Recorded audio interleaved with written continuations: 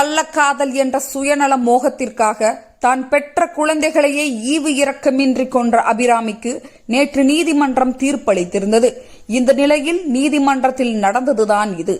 தனது குழந்தைகளை கொலை செய்த வழக்கில் முதல் குற்றவாளி அபிராமி, இரண்டாவது குற்றவாளி மீனாட்சி சுந்தரம் என்று தீர்ப்பு வழங்கிய நீதிபதி உணவு இடைவேளைக்கு பின் தண்டனை குறித்த விவரங்களை வாசிப்பதாக கூறி சென்றார்.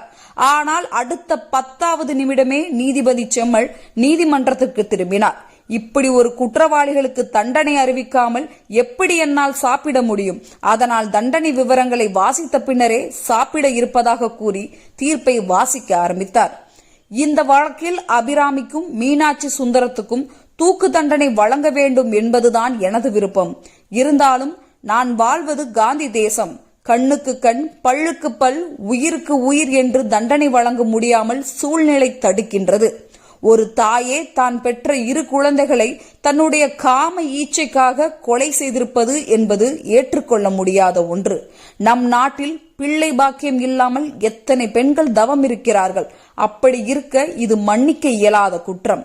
முதல் குற்றவாளியான அபிராமிக்கும் அவருக்கு இணையான மீனாட்சி சுந்தரத்திற்கும் வாழ்நாள் முழுவதும் சிறை தண்டனை விதித்து உத்தரவிடுகிறேன் என்று தீர்ப்பளித்தார் நீதிபதி செம்மல். இதனையடுத்து நான் ஏற்கனவே 7 வருடம் சிறையில் இருந்து விட்டேன். எனது தாய் தந்தை இருவரும் 70 வயதை கடந்தவர்கள். அவர்களை பார்த்து கொள்ள இருப்பதால் கருணை காட்ட வேண்டும் என மீனாட்சி சுந்தரம் கோரிக்கை விடுத்தார். அதனைத் தொடர்ந்து நானும் எனது பெற்றோரை கவனித்துக் கொண்டு மீதி காலத்தை கழிக்க வேண்டும், அதனால் எனது தண்டனையையும் குறைக்க வேண்டும் என அபிராமியும் கோரிக்கை விடுத்த நிலையில் இந்த பொறுப்புணர்வு காம இச்சைக்காக 2 குழந்தைகளை கொலை செய்வதற்கு முன்பு இருந்திருக்க வேண்டும்.